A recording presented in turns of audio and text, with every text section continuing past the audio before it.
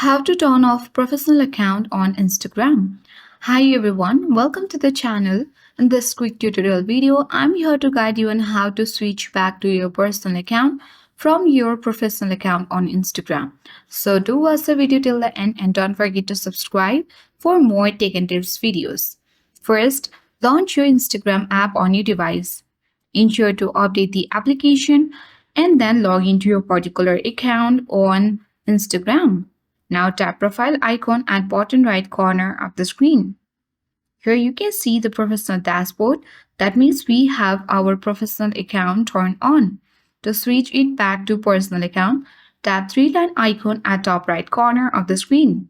Scroll down. Select Business Tools and Control under for Professionals.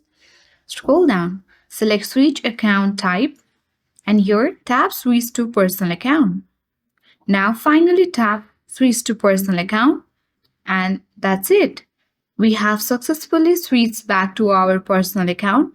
You can easily take back by going to your profile in this way and the professional dashboard has already been removed. That is it. I hope this video was helpful. Thank you for watching and see you in the next video.